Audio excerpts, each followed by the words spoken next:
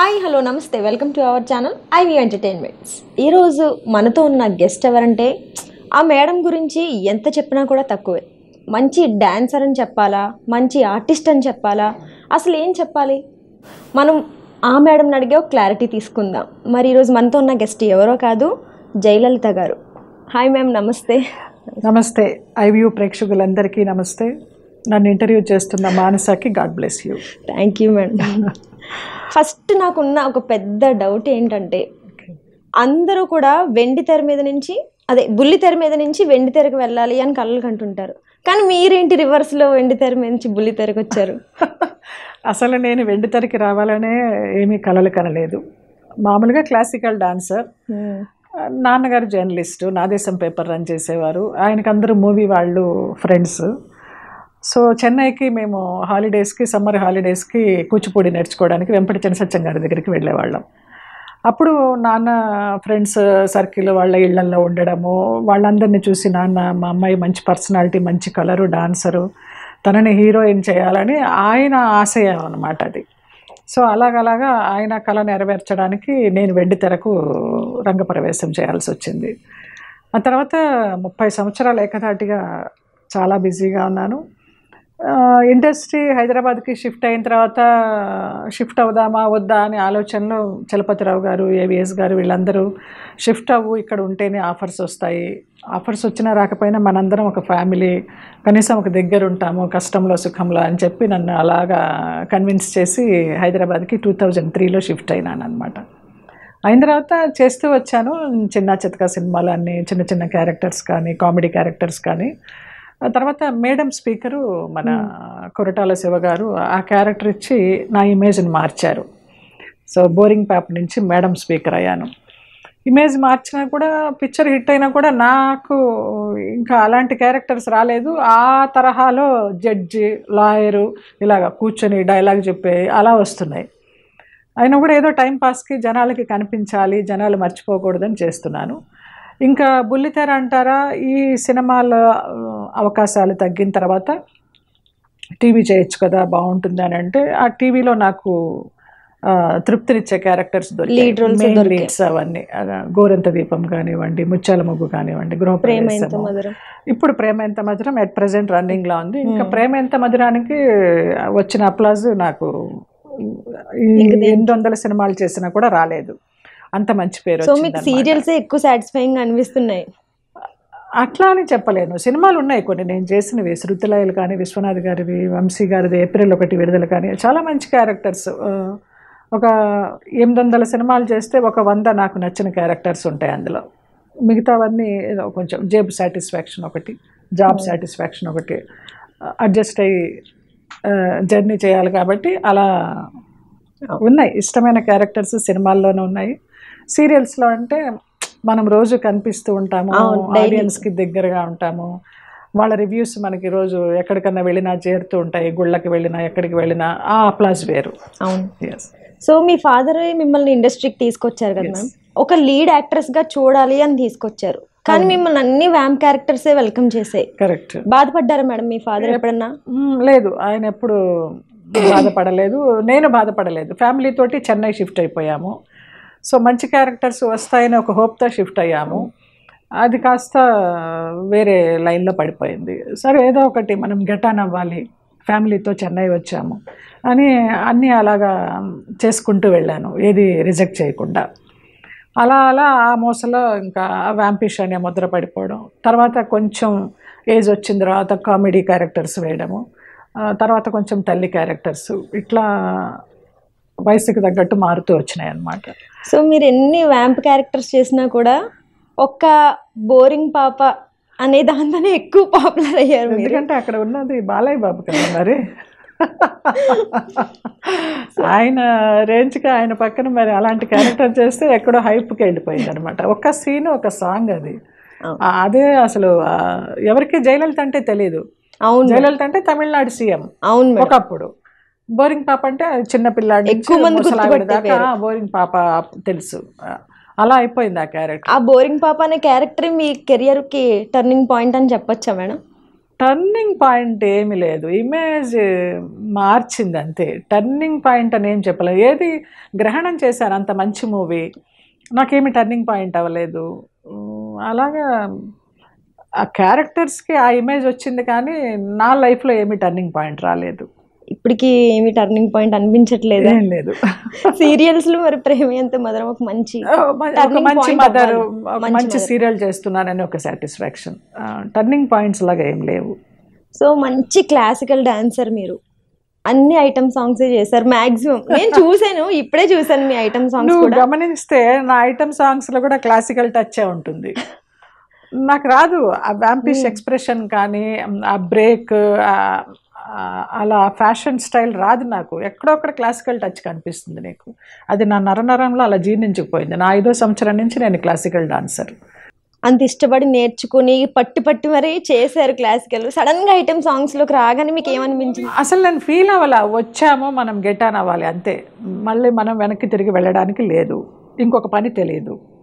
Either dance or నటన, అంతే. ఈ రెండే తెలుసు.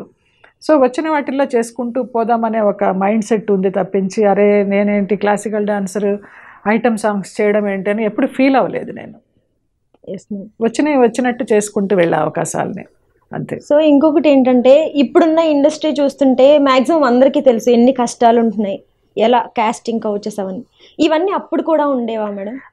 ఇంత లేదమ్మా. ఇప్పుడు మీడియా ఎక్కువైపోయింది కాబట్టి ఈ పబ్లిసిటీలు, ఈ అన్నెసెసరీ రూమర్స్, టాపిక్స్, కొంత నిజం ఉంది, లేకపోలేదు. కాకపోతే ఇప్పుడు ఉన్నంత ఘోరంగా అసలు అప్పుడు లేనే లేదు. చాలా టీం వర్క్ చక్కగా చేసేవాళ్ళం. మేము అంతా కలిసి ఒక షూటింగ్ వెళితే అవుట్డోర్ ఒక ఫ్యామిలీ లాగా ఉండేవాళ్ళం. మళ్ళీ అది ఆ షూటింగ్ అయిపోగానే వచ్చేటప్పుడు అంతా బాధపడేవాళ్ళం, అయ్యో పేకప్ అయిపోయిందా, షూటింగ్ అయిపోయిందా, మళ్ళీ ఎప్పుడు కలుస్తాం మనం అనేసి. అలా ఉండేది. కానీ ఈ సోకాల్డ్ ఇప్పుడు ఉన్నట్టుగా అప్పుడు లేదు. So one of your fan అడిగిన క్వశ్చన్ ఏంటంటే, ఇండస్ట్రీ జయలలిత గారిని సరిగ్గా ఉపయోగించుకోలేదు అని అంటున్నారు. కొన్ని లక్షల మంది అన్నారు ఈ క్వశ్చన్. నేను కూడా అదే ఫీల్ అయినా, మిమ్మల్ని సరిగా యూజ్ చేసుకోలేదని. దానికి నేనేం ఆన్సర్ ఇస్తాను? నన్ను ఎందుకు యూజ్ చేసుకోవడం లేదు మీరని నేను అడగలేను కదా. వాళ్ళు ఆ స్టోరీ రాసేటప్పుడు జయలలిత ఈ క్యారెక్టర్ అని రాసేసి మనల్ని పిలుస్తారు. సరే, వాళ్ళు మనల్ని అభిమానంగా పిలుస్తున్నారు, గుర్తుపెట్టుకుని పిలుస్తానన్నారు, వెళ్ళడమే. చాలామందిని అడిగా, మంచి తల్లి క్యారెక్టర్లు ఎందుకు ఇవ్వరండి, మరీ మెయిన్ లీడ్స్ అడగడం లేదు కదా, ఒక మంచి మదర్గా చూపించి. ప్రతి ఇంటర్వ్యూలోనూ చెప్పేది, గిరిబాబు గారు, చలపతిరావు గారు, వీళ్ళందరూ అన్ని రేపులు చేసిన విలన్స్గా చేసి మంచి తండ్రులుగా వాళ్ళు మంచి స్థానం సంపాదించుకోలేదా, నిన్నే పెళ్ళాడతా సినిమాలో. కానీ వాళ్ళందరినీ అలాగా ఇచ్చినప్పుడు ఆ లేడీస్ని ఎందుకు అలాగా ఎంకరేజ్ చేయరు? అంటే మమ్మల్ని ఆ పాత్రల్లో చూడరని వాళ్ళకి ఏమన్నా ఒక చిన్న అపోహతోట, లేకపోతే లేదు ఈ క్యారెక్టర్కే సూట్ అవుతుంది అనే ఒక కాన్ఫిడెన్స్ తోట, ఏదైనా కానీ మనం ఇండస్ట్రీని క్వశ్చన్ చేయలేం, నన్ను ఎందుకు యూజ్ చేసుకోలేదని. అది వాళ్ళ తప్పే, నేనైతే వాళ్ళ తప్పే అంటాను. బ్లేమ్ చేయలేము, అంటే మిమ్మల్ని వాళ్ళు సరిగ్గా చూడలేకపోయారు. బ్లేమ్ చేయలేము కూడా. మన కృషి వెనకాల తగ్గ లక్ కూడా ఉండాలి, లక్ కూడా తోడవుతుంది. చూసినట్లయితే మీకు ఏది మైనస్ పాయింట్స్ అని చెప్పడానికి ఏమీ లేదు మేడం. మీలో డాన్స్కి డాన్స్ వచ్చు, మంచి క్లాసికల్ డాన్సర్, మంచిగా యాక్ట్ చేస్తారు. అయినా కూడా మీకు వ్యాంప్ క్యారెక్టర్స్ ఇచ్చి మీ కెరియర్ పరంగా వాళ్ళు కొంచెం మీకు మైనస్ చేశారని నేను ఫీల్ అవుతున్నాను. నేనైతే మైనస్ చేశారా, నా ఫ్యామిలీకి ఫుడ్ పెట్టిందా ఇండస్ట్రీ అనేది బేరీజ్ వేసుకుంటే నా ఫ్యామిలీకి ఫుడ్ పెట్టి పోషించింది, దానికి నేను కృతజ్ఞతలు.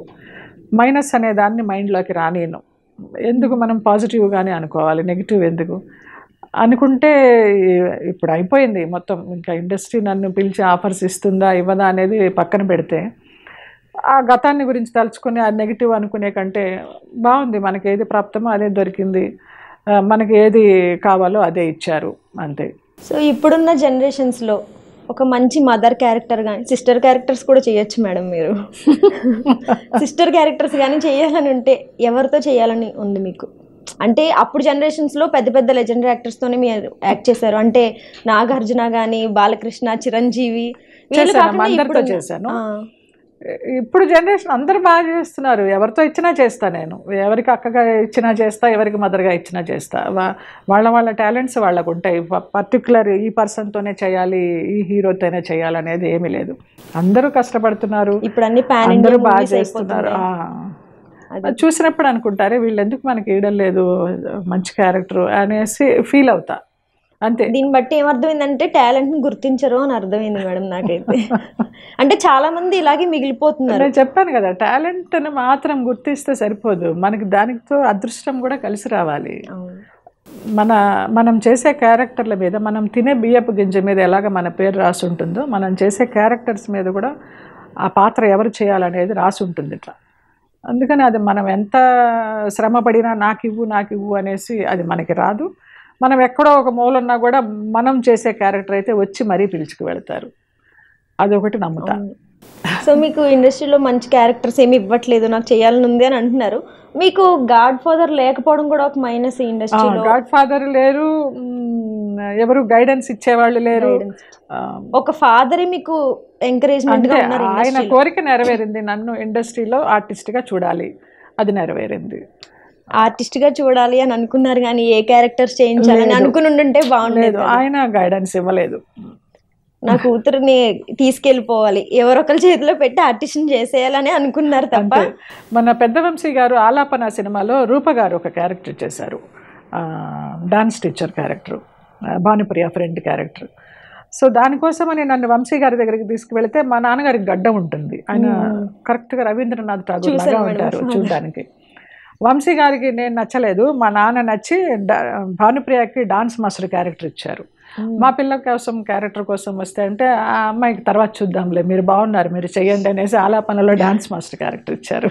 మీరు ఒక డాన్సరే, కానీ మీ ఫాదర్కి ఛాన్స్ రావడం అనేది గొప్ప విషయం. తర్వాత April 1 విడుదలకి ఆయన నన్ను పిలిచారు వంశీ గారు. అప్పుడు మీ అమ్మాయిని చూపించారు కదా ఈ క్యారెక్టర్ ఉందనేసి.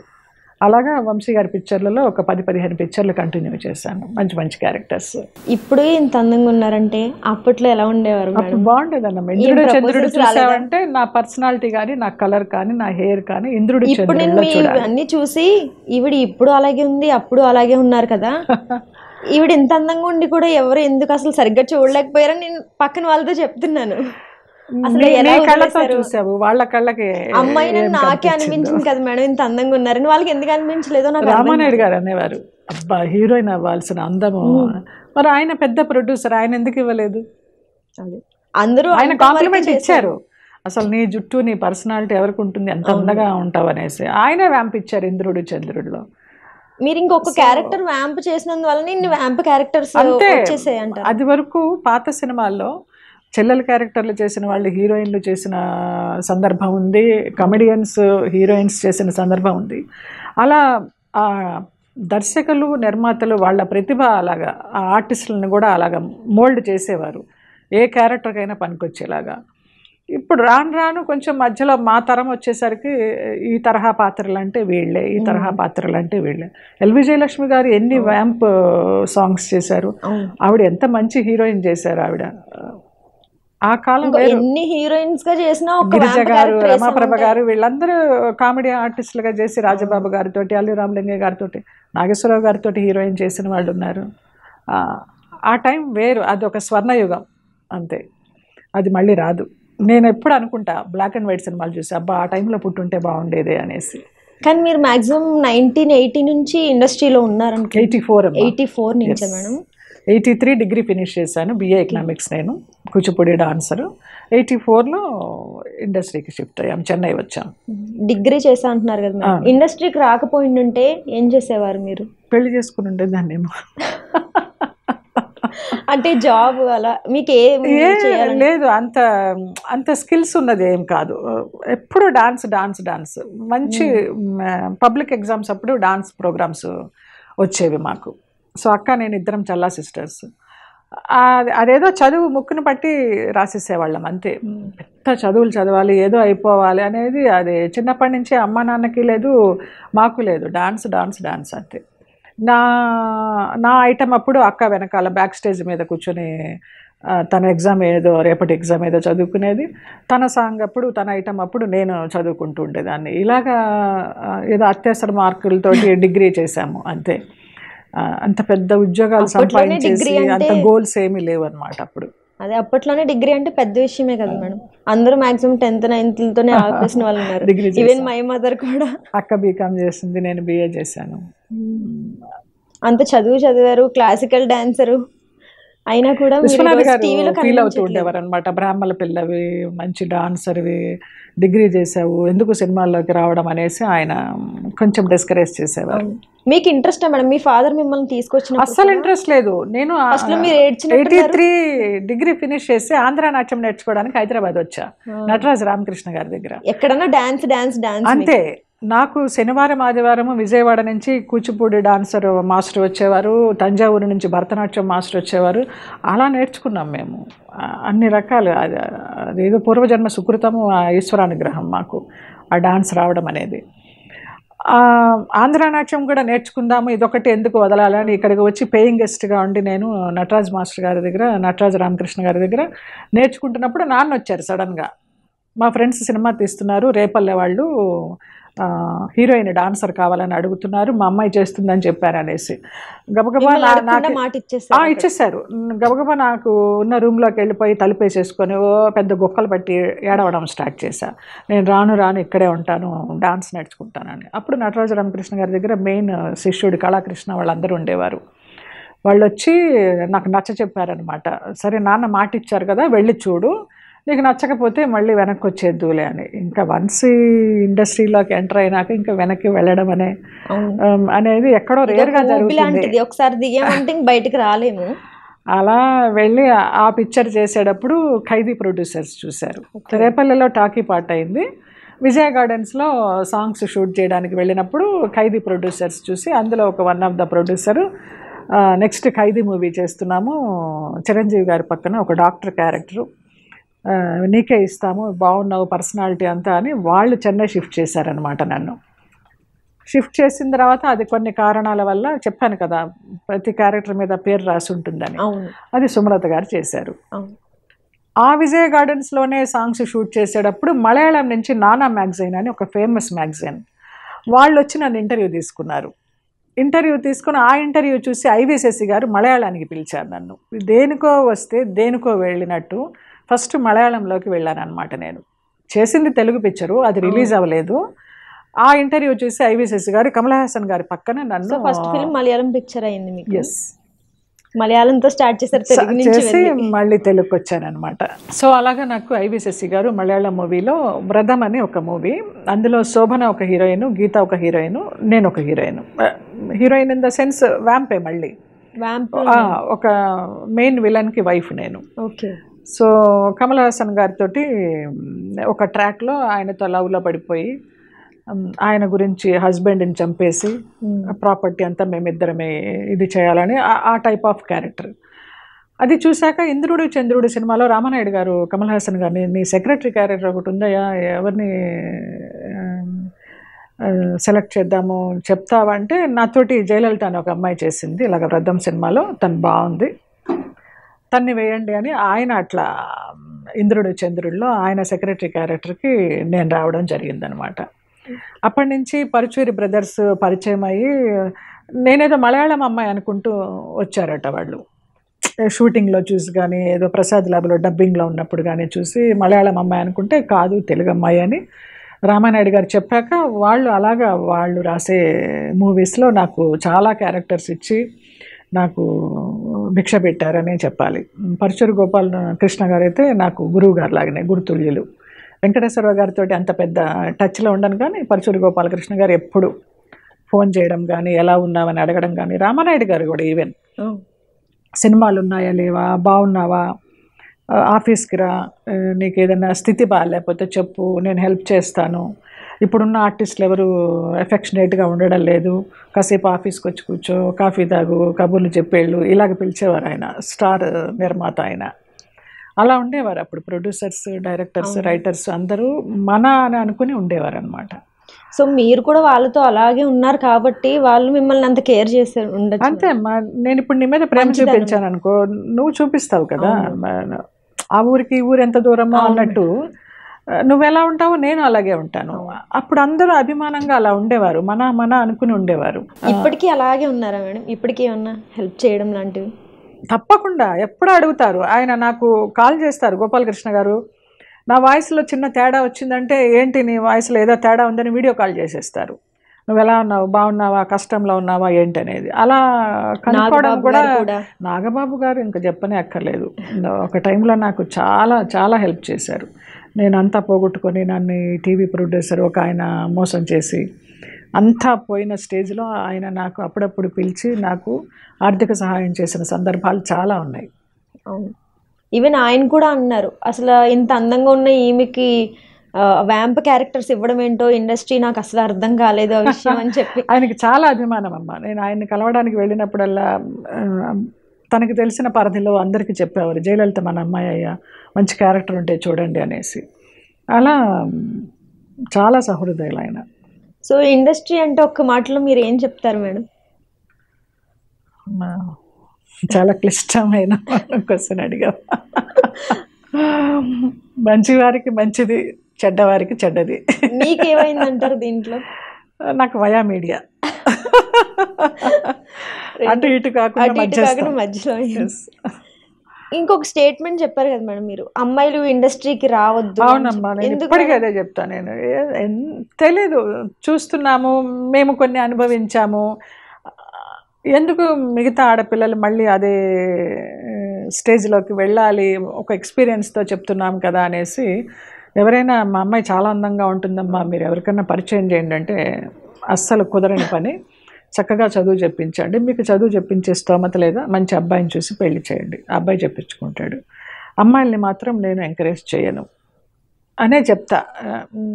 అంత చెడ్డ ఎక్స్పీరియన్స్ ఏమీ మేము చేయలేదు, కానీ చూసినంత వరకు మేము కాకపోయినా మేము సీనియర్లు కాబట్టి కొత్తగా వచ్చిన అమ్మాయిలు ఏమి ఫేస్ చేస్తారు అనేది చూస్తాం కాబట్టి వద్దని చెప్తాం.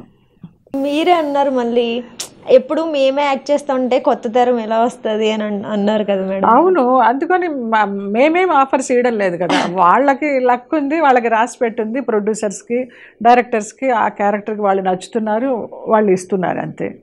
పాత తరం అంతే, ఎంతకాలం చూస్తారు, ఏదో కొంతకాలం చూస్తారు. ఏదో పాత నీరు పోయి కొత్త నీరు వస్తూ ఉంటుంది కదా, అలాగా అంతే. మేము ఫేడ్ అవుట్ అవుతూ ఉంటాము, కొత్త వాళ్ళు వస్తూ ఉంటారు. మీకు ఇప్పటికీ కూడా ఈ ఐటమ్ సాంగ్స్ ఆఫర్స్ వస్తున్నాయని ఒక ఇంటర్వ్యూ నిజంగానే గానా బజానా సాంగ్ లాగా అడిగారు. ఏమనుకుంటున్నారు మీరు, నా వయసు ఏంటి, ఇంకా చేసేలా ఉంటే చేస్తారా మేడం? నేనా అస్సలు మేడం అలాగే ఉన్నారు మేడం. లేదమ్మా, ఇష్టం లేదు, అవి చేయడం ఇష్టం లేదు. ఏదైనా ఒక మంచి డాన్స్ టీచర్ క్యారెక్టర్ ఇచ్చారా అది కొంచెమైనా చేస్తాం. ఒక మంచి మదరా, ఒక మంచి సిస్టరా మీరు అన్నట్టు, లేకపోతే ఒక బ్లైండ్ క్యారెక్టర్, యాక్టింగ్కి స్కోప్ ఉన్నవి, ఒక మూగ క్యారెక్టర్, ఒక మెంటల్ క్యారెక్టర్, అట్లాంటివన్నీ ఇష్టం నాకు. ఆ టైప్ ఆఫ్ క్యారెక్టర్, లీడ్ కాకపోయినా గుర్తించే క్యారెక్టర్స్ చాలు, కొంచెం స్టోరీతో లింక్ ఉంటే చాలు, మరి సంబంధం లేకుండా గుంపులు గోవిందలాగా. ఇప్పుడున్న డైరెక్టర్స్ ఎవరితో మీకు పెద్దగా పరిచయం తెలియదమ్మా, నిజంగా ఎవరు తెలియదు. అదొక మైనస్ అయి ఉండొచ్చు మేడం మీ క్యారెక్టర్స్ కి. ఏమో, నేను కాంటాక్ట్ చేయను, నేనున్నానని గుర్తు చేయడం కానీ క్యారెక్టర్స్ అడగడం కానీ మొదటి నుంచి లేదు. వాళ్ళు మన జయలలిత ఈ క్యారెక్టర్ బాగుంటుందని అభిమానంగా పిలిచి ఇచ్చి చేసిన సినిమాలే తప్పించి ఇవన్నీ ఎవరిని నాకు క్యారెక్టర్ ఇవ్వరా అని అడగలేదు నేను. గోపాలకృష్ణ గారు అంటారు నీకు పొగరే అనేసి. పొగరు కాదండి, ఇప్పుడు మీరు స్టోరీ రాస్తూ ఉంటారు, అందులో ఒక క్యారెక్టర్ వస్తుంది, దీనికి జయలలిత బాగుంటుందని మీరు పక్కన రాస్తారు కదా, నేను సూట్ కాకపోతే మీరు రాయరు కదా, మళ్ళీ నేను ఎందుకు ప్రత్యేకంగా అడగాలి మిమ్మల్ని నాకు క్యారెక్టర్ రాయండి అని.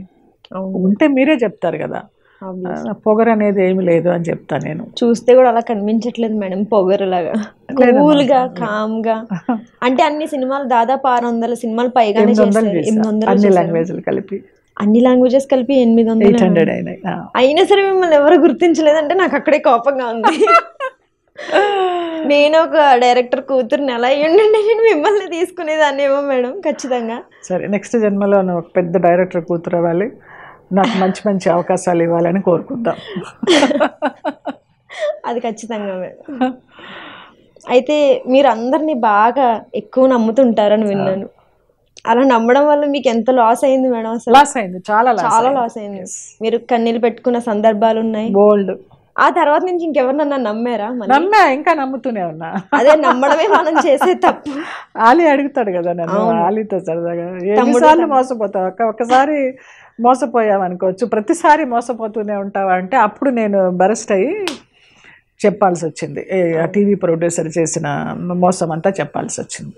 ఇప్పటికి కొంచెం సాల్వ్ అయింది మేడం? ఏం అవ్వలేదమ్మా, అది సాల్వ్ అవ్వదు కూడా. ఇంకా మీరు వదిలేసుకున్నారా? వదిలేసాను. ఇంకా దాని మీద నేను అసలు మైండ్ పెట్టడల్లా. నాకు ఏదన్నా అవకాశం రావాలి, నేను ఆరోగ్యంగా ఉండాలి, నా ఆయుష్ ఉన్నంత వరకు నా కాళ్ళ మీద నేను నిలబడి నా పని నేను చేసుకుంటూ నేను తింటూ చేతనైతే ఇంకొకరికి పెట్టగలగాలి. ఇదే నా ఎయిమ్, ఇంకేం లేదు. మీరు కాబట్టి వదిలేసారు మేడం. నేతి వెళ్ళాడు ఇంటి ముందే. ఏం చేస్తామమ్మా, వాళ్ళు చేతులు ఎత్తేస్తే ఐపీలు పెట్టేసి, ఫేక్ ఐపీలు అవన్నీ, నిజం ఐపీలు కూడా కాదు. బినామీల పేరుతో రియల్ ఎస్టేట్ చేసుకుంటున్నారు, చక్కగా ఉన్నారు. వాళ్ళకు ఉండాలి, వాళ్ళ మనసాక్షికి ఉండాలి. అరే అమ్మ మమ్మల్ని నమ్మి ఇంత చేసిందే, ఆవిడకైనా కొంచెం కొంచెమైనా ఇద్దామే, అంత కాకపోయినా ఇంతే ఉందమ్మా ఇవి తీసుకోండి అని ఇద్దామే అని వాళ్ళకి లేనప్పుడు వాళ్ళని మనుషుల కిందే నేను జమ చేయలేదు. భగవంతుడు చూసుకుంటాడు. వాళ్ళ అంతే. తిరిగా ఒక 6 నెలలు సిసిఎస్ చుట్టూ తిరిగా, వాళ్ళని పట్టుకున్నారు, అరెస్ట్ చేయలేదు. వాళ్ళ దగ్గర వాళ్ళకి ఫేవరబుల్ గా చేశారంటారా? ఉంటారు కదమ్మా. మీకు ఇంత ఫేమ్ ఉంది కదా మేడం, మీ వైపు ఎందుకు? ఫేమ్ ఎందుకు పనికి వస్తుంది, మనీ కావాలి. మీ మనీ అంతా పచ్చిగా చెప్పాలంటే డబ్బు ముడ్డిలో దేవుడు ఉన్నాడు, అంతే మేడం. సో ఫ్యామిలీ మెంబర్స్ కూడా అంతే. మనకి డబ్బు ఉంటేనే మన దగ్గర మర్యాద, మనల్ని బాగా చూస్తారు, లేదా కంటితో కూడా చూడరు. మరి ఇండస్ట్రీలో ఇంత పెద్ద ప్రాబ్లం ఫేస్ చేసినప్పుడు ఎవరిని హెల్ప్ అడగలేదా మేడం? పెద్ద పెద్ద అడిగానమ్మా, ఎవరు చేయలేదు.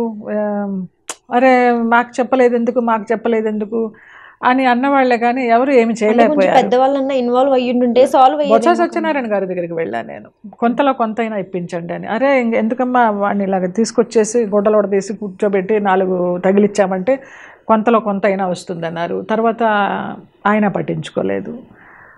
సరే మన టైం బాగలేదు చెప్తున్నారు కానీ చేయట్లేదు. ఎప్పుడో మనం వాళ్ళ సొమ్ము తినుంటాము, అది జన్మలో రుణం తూరిపోయింది అనుకున్నా నేను. ఇంకా కానీ అంత వదులుకోవడం అన్నా చాలా కష్టం. దాన్ని పట్టుకుని వేలాడుతుంటే మీరు ఎన్ని సంవత్సరాలు అంత పోగొట్టుకున్నావు, ఇంకా బతికే ఉన్నావా, ఇంకా చచ్చిపోలేదా అని అడిగిన వాళ్ళు కూడా ఉన్నారు. చాలా ఆశ్చర్యపోయినారు, ఇది ఇంకా చక్కగా నవ్వుతూ ఉందే ఇంత పోగొట్టుకుని కూడా అని. అది దైవానుగ్రహం, భగవంతుడు నాకు ఇచ్చిన వరం. పెద్ద ఇన్స్పిరేషన్. పోయినా కూడా ఇంకా నాకు చిన్న చిన్న అవకాశాలు ఇస్తున్నారు, ఆరోగ్యంగా ఉంచుతున్నారు, నా పని నేను చేసుకునే అవకాశం కల్పించారు, దానికి కృతజ్ఞతలు. ఇది ఇలా చూసి మిమ్మల్ని ఒక ఇన్స్పిరేషన్గా తీసుకోవచ్చు మేడం. అంటే ఇంత పెద్ద ప్రాబ్లం ఫేస్ చేసి కూడా ఇంత స్ట్రాంగ్గా ఇలా నిలబడ్డారంటే చిన్న అంత దైవానుగ్రహము, మా నాన్నలు ఇచ్చిన జన్మ, అంతే అంతే.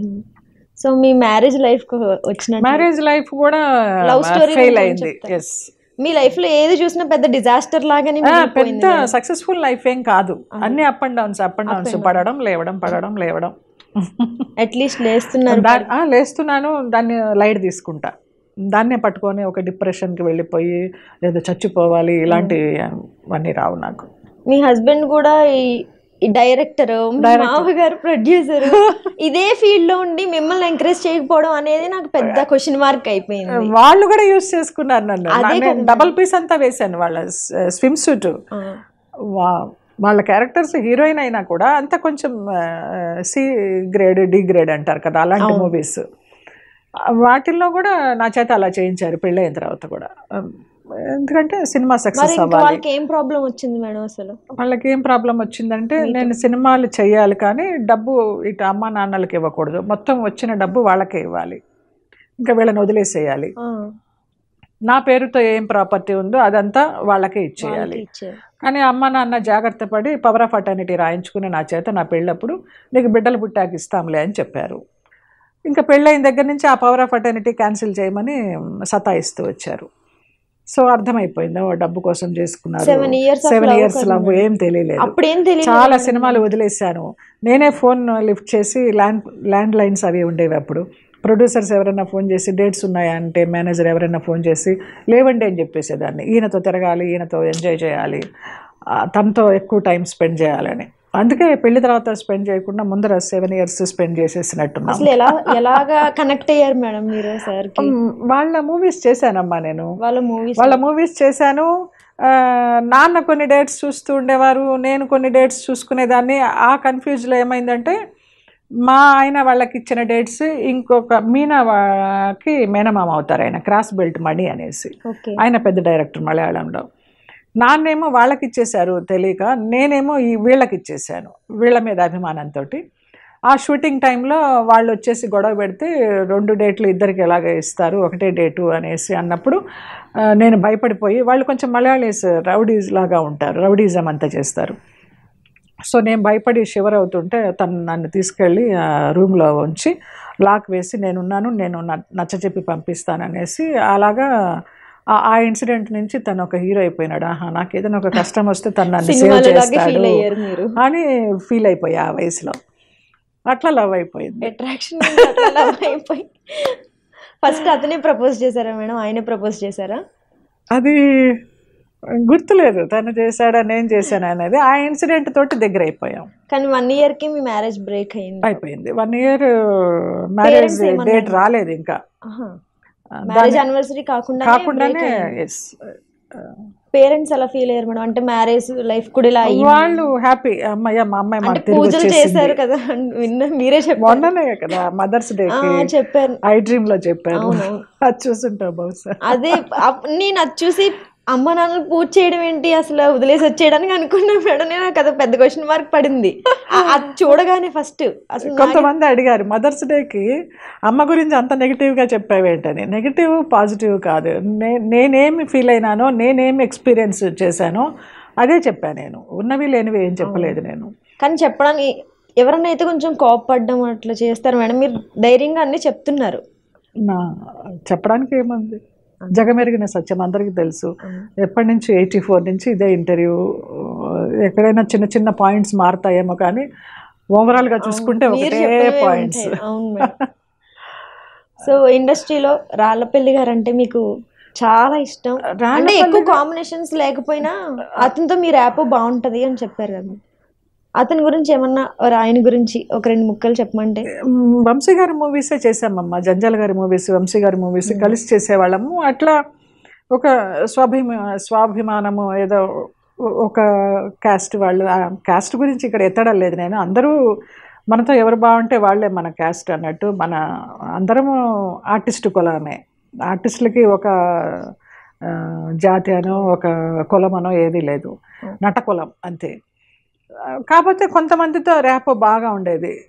సుత్తివేలు గారితో కానీ, రాళ్ళపల్లి గారితో కానీ, చలపతిరావు గారితో కానీ. చలపతిరావు గారిని గురువు గారు అనేదాన్ని.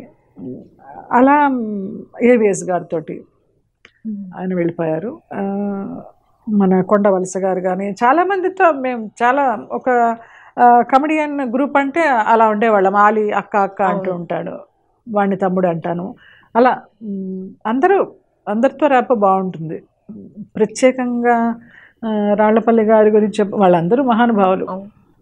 ఎల్బి శ్రీరామ్ గారు కానీ అందరూ మంచి ఆర్టిస్టులు, మంచి మనసున్నవారు, సహృదయులు. అందరినీ అనుకుని ఆప్యాయంగా చూస్తారు. ఇండస్ట్రీలో బెస్ట్ ఫ్రెండ్ అనగానే మీకు ఫస్ట్ ఎవరు గుర్తొస్తారు? నాకు స్కూల్ డేస్లో కానీ, కాలేజ్ డేస్లో కానీ, డాన్స్ స్కూల్లో కానీ ఎవ్వరు ఫ్రెండ్స్ అనేవాళ్ళే లేరు చెప్పాలంటే. ఇప్పుడు చాలామంది తిడతారు. మాకు ఒక ఫ్రెండ్ గ్యాంగ్ ఉంది, ఫోన్ చేస్తూ ఉంటారు. నేను బిజీగా ఉంటాను అనుకుని వాళ్ళు ఏదో భయపడి ఎక్కువ టచ్లో ఉంటారు. వాళ్ళ గ్యాంగ్ తిరుగుతూ ఉంటారు. ఉన్నారు నాకు. రేణుక అనే అమ్మాయి ఉంది, ఇప్పుడు మ్యాంగ్లూర్లో ఉంటుంది, అది కాల్ చేస్తూ ఉంటుంది. ఇక్కడ గాయత్రి అనే అమ్మాయి ఉంది, ఉమా ఉన్నారు, కృష్ణకుమారి, వీళ్ళందరూ కొంచెం ఇప్పటికీ టచ్లో ఉన్నవాళ్ళు. అంతేగాని బెస్టీస్ అనేవాళ్ళు ఎవరు లేరు. నేను అట్లా ఫ్రెండ్షిప్ను కంటిన్యూ చేయలేదు. నాతోటి ఎవరు అంత మింకిల్ అయిపోయి ఉండరు. నేను ఎంతలో ఉండాలో అంతలో ఉంటాను, అడిగిన దానికి సమాధానం చెప్తాను. కలుపుకోలేను అందరినీ, ఎంత నచ్చినా కూడా. ఎంతవరకు ఉండాలో అంతవరకే. సో ఇండస్ట్రీకి వచ్చి మీరు సాధించుకున్నది ఏంటి, పోగొట్టుకున్నది ఏంటి అంటే ఏం చెప్తారు మేడం? పేరు సాధించాను, డబ్బు పోగొట్టుకున్నాను. అది కనిపిస్తుంది. డబ్బు పేరు సాధించడం అంటే ఓ బ్రహ్మాండమైన క్యారెక్టర్స్ చేసి పేరు సాధించడం కాదు. ఒక మంచి అమ్మాయి, మంచి ఆర్టిస్ట్ అనే పేరు సాధించాను. ఇంకా నమ్మకం అంటారా, నమ్మకమే డబ్బులు గుడ్డి పోగొట్టింది నమ్మకం. అంతే. Yeah madam, thank you. Thank you. Thank you for your valuable time madam. Yeah, iView ప్రేక్షకులందరికీ ఈ ఛానల్ని ఇంకా ఇంకా ఇంకా మంచి స్థాయిలో తీసుకువెళ్ళాలని కోరుకుంటూ, ఈ ఐవ్యూని మీరందరూ సబ్స్క్రైబ్ చేయాలని కోరుకుంటూ, మీ జయలలిత.